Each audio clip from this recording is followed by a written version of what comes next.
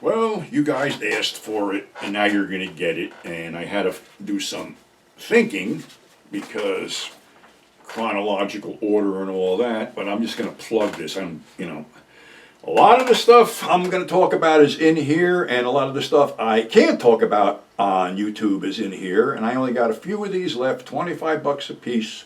A whole bag of crazy, my autobiography that is very out of print right now and may never be in print if things don't straighten out. But anyway, that's that. Let's see, you go back to the whole A&P supermarket thing, which would have been in 1969 when my mother got me the job there. So being that I graduated high school in 1970 with about a D minus, shall we say, my father and people thought it probably would be best that I stayed with the A&PT company because it was a union job and I should get something in there. Well, the union is the Amalgamated Meat Cutters. I don't know if it's changed by then, but anyway, that's when I made the executive decision to become an apprentice meat cutter. So that would give me a full-time job, but the problem with being the apprentice meat cutter was you also had to take care of the fish department too. Basically, you're the low man on the totem pole and you got to do all the shit jobs, quarter chickens, clean up the sawdust on the floor, and take care of the fish department, which was right next to the deli department. And being that I lived in West Orange and the Livingston area, you got a certain clientele that was pretty uppity back then. Matter of fact, the guy who was running the deli would basically give it back to these people, like this one woman said to him while I was doing a fish order, "You never smile when you wait on me." And he looked at the woman and goes, "It's bad enough I got to work here. What do you want, a floor show?" Well, a few of them things, and eventually he got fired. And my whole thing was I'm going back and forth with this. I didn't mind doing it because I sort of like fish myself. But what happened was one of the higher-ups made some decision about the way the meat was going to come in. And see, a beef round was basically a leg of a fucking steer that you hung up on a meat hook and you basically deboned and made roasts and whatever out of and packaged them and put them out. Well, I don't know what the deal was with this guy. His name was O'Lara, I think, or something. He was the big chief. He decided to have these rounds shipped in basically semi-frozen. And the bone that you would hook up to the meat hook was broken, so you couldn't do that. So you're basically taking this thing apart on a slippery fucking butcher block because it's half frozen, and a lot of guys were getting cut. So this guy came in one time, and it was like almost a rebellion because we were all pissed off, and he took it out on the guy who was training me, the head butcher, Emil, and they basically fucked Emil and transferred him out. Well, they got a new store manager who honestly didn't like me because part of my, being the fish guy was I put on a fucking sea captain's hat just for shits and giggles. They didn't like that. They also didn't like the fact that I wasn't shaving every day. So it got stupider and stupider with this nitpicker, and finally he walked up to me and said, "I'm having you transferred down to Newark." Okay. I'm a young white kid, 17, 18 years old. You're going to transfer me down to basically the combat zone because the riots are still fresh in everybody's mind. So that's when I came up with my mantra. When you're disgusted with a job and somebody pisses you off, look them in the eye and go, "Fuck you, I quit." And that's what I did with this guy. So now I'm out of work. So two girls that were working there that I was friendly with said, "Why don't you go to college nights? We're going to this place in West Patterson, Tom Brock, and they're letting guys in at night." So I'm like, all right, let me see what the money is, and I decided to take a few courses at night. And then I ran into a cast of characters which included a couple of Vietnam vets who came back from Nam with some really good fucking weed, a guy who was studying to be an undertaker, and a couple other guys. So, we all bonded at night. We used to go out to this guy John's van, and we had this game we used to play. If there was 6 of us, we'd light up 5 joints, and the object of the game was to pass the joint to the guy who didn't have the joint. So anybody looking from the classroom would see this light show going on with these, red little things going back and forth. So we go to class, and the professor comes in. He looks us right in the eye, and he goes, "I saw you gentlemen out in your van smoking marijuana. Did you have a good time?" We're like, okay, he's on to us. Well, it got worse. One of the guys, his name was Dwight, had this really, really super fucking good weed. And it was me, Dwight, Mike, who was the guy studying to be an undertaker, and this black dude, Keith, we all went out there and we indulged. We go back to our psychology course that is being taught by a nun, and we're all fucked up. Keith is over there breaking balls with his guys. We're just cracking up over here. We're making guys that aren't stoned laugh their ass off. So the topper came when this teacher asked Mike what was his earliest childhood memory. And he said, I stood up in the crib, took my dong, and went boop across the bars. Class dismissed. Well, she nailed every one of us after that before the next class and said, I don't care what you do, but if you ever come to my class again, that effed up, we're done. So we never did that again. So anyway, the second year I was in there was the start of what would become the gas shortage. This was when there was some embargo with the Middle East and we're running out of gas, and we were being told that it's like 1972, I think, that we're running out of gas. Obviously, we haven't fucking run out of gas, and that was a lie. But the whole thing was you couldn't get gas. You had to basically be at a station at some time in the morning, get in line, and you were allowed maybe $5, $10 worth of gas, depending on the station. And they would do stuff with license plates. Some days it was odd plates, some days it was even plates. It was a fucking nightmare. But I knew a gas station, a Getty station. It was close to my old man's store, run by two guys, Steve and Bernie. And I made a deal that, being that they were overwhelmed with this shit, that I would pump gas for nothing, as long as they topped off my car at the end, end of my shift, which was fine. So you just find out about the worst about fucking humanity when they're cut off from something that they were always getting. There were fights, there were threats, there were guns pulled, there were people trying to run us over, people cursing us out, all because they couldn't get what they wanted. And that is the reason, boys and girls, we're paying the high prices we've been paying for the last 20 or so years, because they had us by the balls. They pulled this fucking twice, and twice it was a nightmarish scenario with fights breaking out. The best one I saw, was somebody cut somebody else off in line and pulled ahead of him, and the guy he cut off got out of his car, and they had this thing called locking gas caps so you couldn't steal gas. He took his locking gas cap off, went over to the guy and put the thing on his gas tank and locked it and walked away. Now this guy ain't getting shit, and he's yelling at me to pry this fucking thing off, and I'm like, pull out a line, because I'm not doing anything, because if I make a spark, we're going to have a fucking explosion. So that pissed them off. They sold another thing too, an anti-siphoning device, which was basically a big spring that came down to a point. You stuck it in your tank and you couldn't put a siphon hose in there. But also if you put a nozzle in to fill it with gas, it would kick it out. Fun fucking times for all, right? So yeah, this led to me doing all this stuff, and then, the school was having trouble, sort of folded up. So I decided, why not learn mechanics? So my shift was like 1 to 11. I'd come in 1. In between running out and pumping gas, I'd learn basics, oil changes, mufflers, light stuff like that. Stuff that was pretty easy. Did that, and then, after 6 o'clock, you weren't doing anything but pumping gas and dealing with some of the local lowlifes. One who pulled in with this beat-up Mustang and said, hey, you're new here. I'm the local pot dealer. My name's Sabu. Charlie Sabatini, all 400-something pounds of them.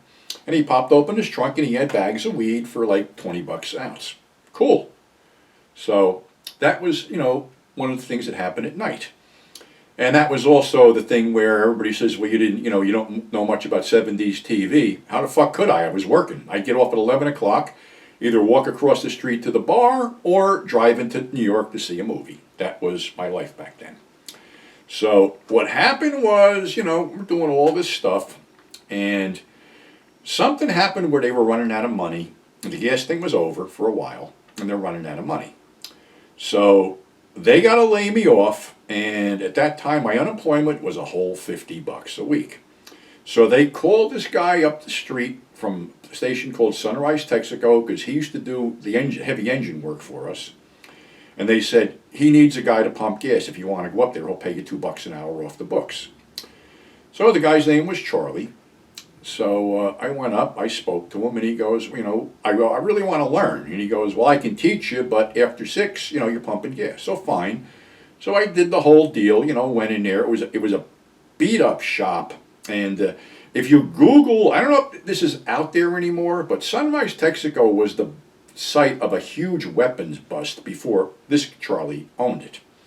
Another guy named Charlie owned it, and he was a Korean War vet. He brought back a bunch of shit.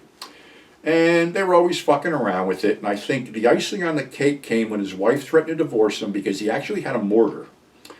And he was looking for something non-explosive to drop in a mortar. And he went to a supermarket with a micrometer, and he found that an A&P can of sauerkraut fit right down there.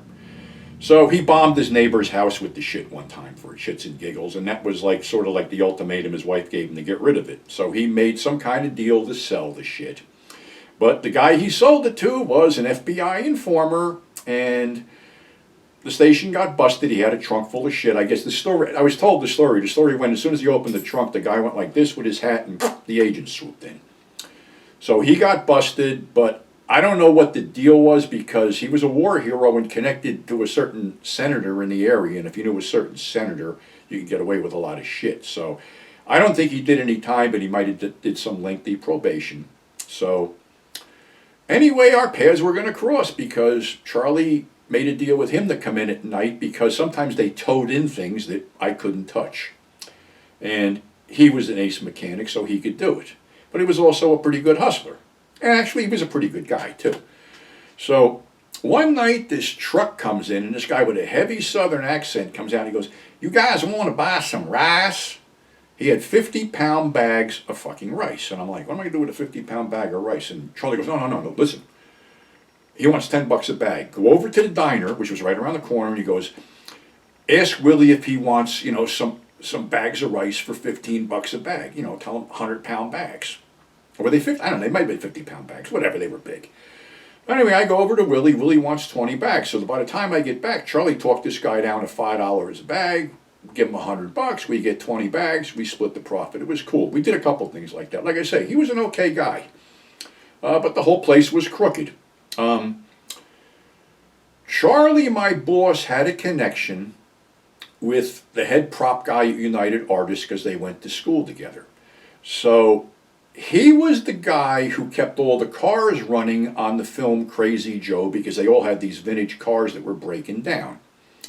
So there is a movie called Law and Disorder. I believe it was out in the 70s. It was Carol O'Connor and Ernest Borgnine, and I wasn't aware of this. All I know is we had to go pick up a car somewhere in New York, and a bunch of us got in the tow truck, went over there, and we stripped this car, and I should have been tipped off because when I popped the hubcap off, there was only 2 fucking lugs holding it on, and I never saw the damn cameras. We were on camera. They were filming this thing. So if you ever see that film, I'm part of that crew. I don't even know if I'm in it. I think the back of my head might have popped up, but I was involved stripping the car. So, and then in one thing, I went to work one day and my toolbox is gone. I go, where the fuck is my toolbox? He goes, Charlie took it. They're shooting a movie over there and they need a toolbox. And I can't remember the name of the movie. It was some blaxploitation thing, but my toolbox is in it somehow. So I worked for him. It was crazy up there, a bunch of shit. Charlie was pretty much of a fucking crook. And then we go down to this bar called the Zoo where, I think I've spoken about that. A lot of escapades there. It was a go-go bar that got out of hand. And the wrong guy bought it. He couldn't control the crowd. And we were in there one night. And there was this dancer who was being nasty. And we're sitting there and Charlie started some shit with her and he felt bad. And he goes, I'm going to buy her a drink. So I'm sitting there with this guy, Turk. And Turk looks at me and I look at him and I said, this might be a really bad idea. But anyway, Charlie gets this glass of white port wine, and he walks over and he goes, I felt bad about ragging you. I wanted to buy you a drink. And she looks up and she goes, I already have a drink. He goes, well, now you have another one, and he dumps it on her. Well, that starts a bunch of shit. He gets 86th. The guy's name is Frank that owns the bar, and he goes, you're out of here. He goes, just give me a can of beer to go. Frank hands him a can of beer. Charlie pops it, sits there drinking it. All right, now, this guy has lost control of the whole situation because now it's a case of the inmates running the asylum, and that's what happened. He eventually lost the fucking bar. But these guys were in there every night drinking. So, anyway, I was wheeling and dealing stag films out of the trunk of my car and 8-track tapes. And what happened was Charlie hired this guy named Dave, who was a real prick, and we didn't get along. And Dave set me up for a fall, and I get fired. So, all right, I don't know what to do. I'm sitting in the bar one night. Charlie walked in. He looked at me. I looked at him, and I says, all right, no hard feelings. I said, it was a fuck up. He goes, well, what are you going to do now? I said, maybe I'll go back and talk to Steve. I said, I know you don't want me. So that's what I did. And Steve and Bernie were still in that type of thing. But he flagged down a guy, and he said to me, he goes, you willing to do warehouse work? And I said, this stage of the game, yeah, I'll take anything. And he goes, well, this guy's name's Milton. Go down there and fill out an application. So it was a company called Chago that imported sweaters from overseas, and the sweaters wound up in Bamberger's, which is now Macy's, or maybe they're not even there anymore. But it was all high-end shit. And my boss was a guy named Frank, who was from Brooklyn, and Frank was a drinker. I was a smoker. Frank wasn't averse to taking a few hits of fucking weed. And we got along. And I was basically unloading trucks. Didn't bother me because I was sweating off a lot of fat I had accumulated and became pretty fucking strong, actually. So there was some shit going on. And prior to that, I had met a woman named Diane, who I became friendly with. And I met her through her sister, because I was dating her sister. But her sister actually went back with her husband. Didn't know she was married. But, you know, I still stayed friendly with her. And one day, Frank, something happened. He goes, can you get rid of any sweaters? And I go, why? And he goes, because we got these returns. And he goes, I don't want these fuckers to see them because they're going to blame it on me that there was a fuck up. And there wasn't a fuck up. So I said, let me see what I could do. So I talked to Diane. I says, can you sell sweaters? She goes, I don't know. And I says, I'm talking really good fucking sweaters. I said, they're like $40 sweaters. I said, you can sell them for $20 a piece and make $5 a piece on them. So I dropped off the dozen, and shit, she sold them. So we had a thing going. Like every Friday, I'd get a fucking envelope. So Frank was feeding me this shit. You know, little by little, it was all returns that, you know, didn't sell. And it was all good. So what happened was, one Saturday we had to go into work, and there's Milton there, and he ain't supposed to be there, and there's a van backed up to the fucking building, and somebody's loading it up. And he comes over all flustered. What are you guys? I said, we're supposed to work. What are you doing here? And he blew it off. So it was obvious that shit was missing. A lot of shit was missing. And for whatever reason, they turned it around and they blamed it on Frank. And Frank was a little guy. You know, he was a short Italian guy with a temper. And there was something going on that the owners of the company hired Sylvester Stallone's bodyguard to come in and fire Frank. And we're like, what the fuck is going on? And they escort Frank out. I walk out in the parking lot. I go, what the fuck? He goes, they fucked me. I can't believe they did this. I knew this guy's father. Almost crying because he was with this company for so long. And I said, you need a ride somewhere? And he goes, I'm just going over the Holiday Inn and check in. I can't take this anymore. This is bullshit. So I'm like, this ain't going to fucking fly, brother. And he goes, what are you going to do? I said, I'm going to try to do something. So we were supposed to be in that Saturday for the new shipping manager who was taking Frank's place.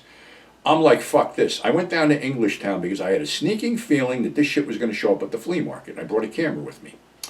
So I was right. I found the guy. I sneakily took pictures of it. I go, yeah, nice stuff. Where'd you get it? And he goes, oh, from Wrangler Ranch. And I turned around and I go, who's the head wrangler there? Milton. And the guy goes, I don't want to talk to you. And I says, fine, I got pictures.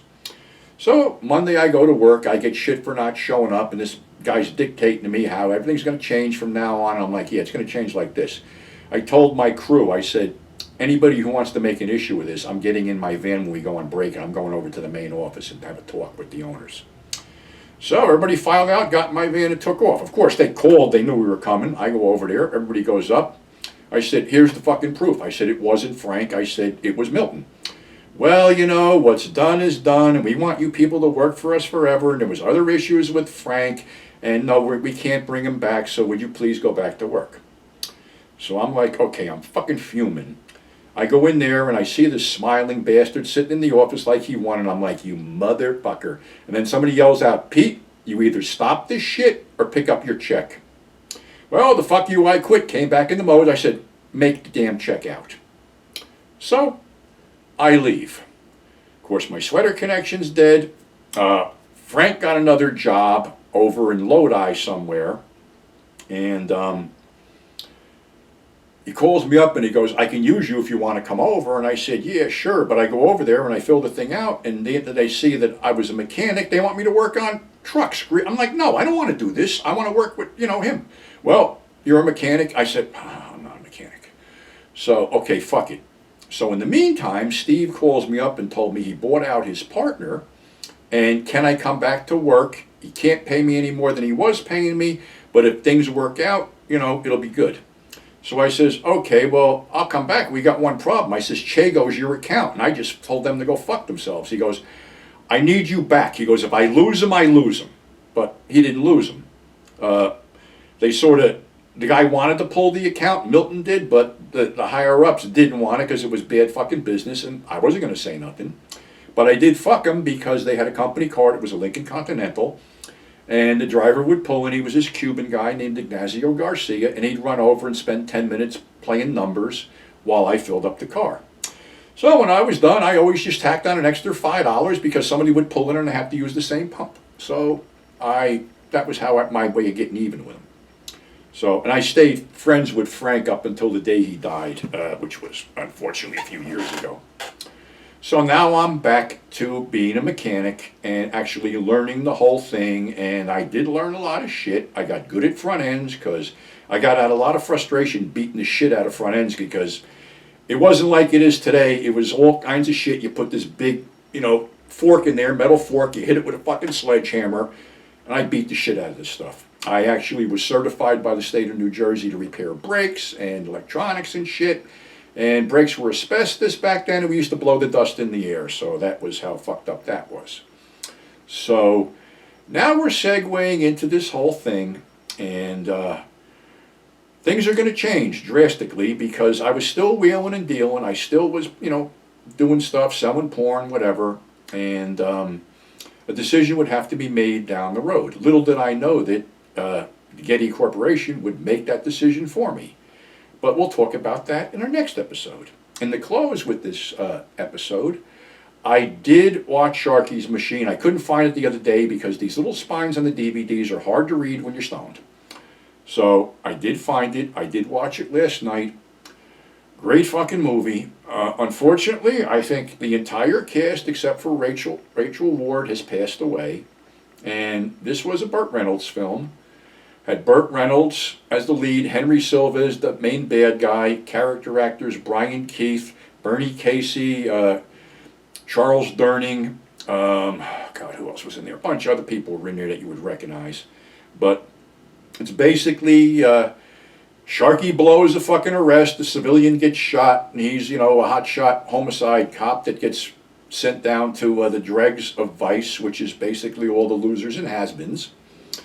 And they get this tale on this girl played by Rachel Ward Domino, who's a high-class call girl who's involved with Earl Holliman, who's either a candidate for governor or a candidate for senator, and he's in.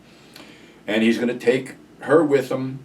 But the guy who's running him, this mob guy, decides that after talking to her and she wants out, that she's a liability, and sends his hitman brother, a PCP snorting, Dilaudid popping Henry Silva as a hitman, who basically goes over to her apartment and blows her head off through a closed door. At least they think it's her. It's not. It's her roommate.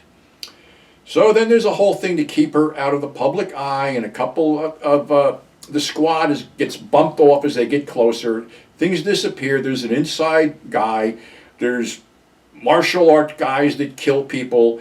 It's a great fucking action film packed with great character actors, and Henry Silva is completely nuts in this because before he fucking kills anybody, he screams, and there's a shootout between him and Bernie Casey, and he's so loaded on PCP he won't go down. He takes several hits, so does Bernie, but Bernie's into this Zen thing, and he puts the gun in his face and screams, and Bernie doesn't even react, and he walks away. And then Sharky finds Bernie all shot up and shit, and he's going, Sharky, when you shoot him, drive a stake through his heart, cut off his fucking head or something like that. So basically, he's just about ready to commit suicide when Sharky, he's gasping until you go, Sharky. And you hear the fucking wind coming through the holes in him and shit. And Sharky just empties his fucking gun into him and blows him out the window of the skyscraper, and he plummets to his death below. Like I said, great film. Unfortunately, I think the only surviving cast member is Rachel Ward. Bernie Casey, he did a lot of blaxploitation stuff. Charles Durning was in The Choir Boys and a bunch of other movies. And Brian Keith, oh man. Unfortunately, Brian got riddled with cancer and committed suicide. He had done a lot of stuff.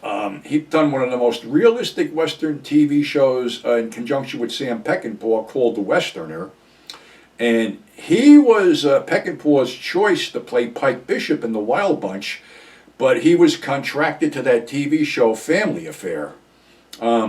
I know he did a couple other films. I remember him being, I think he was Buckshot Roberts in Young Guns. But like I said, unfortunately, I think he committed suicide at age 75 because he was loaded with cancer because he was like a lifelong smoker. So we'll get back to more of my leaving mechanics and getting into the hustling scene on our next episode. So until then, stay safe. Thanks for subscribing. Thanks for tuning in. If you want my autobiography, I still got a few, $25 shipped. So just, Mr. 42nd Street Pete at yahoo.com. Flip over $25 and send in your address, or email me at grindhousepurgatory@gmail.com. So until next time, stay safe, and we'll see you on the flip side.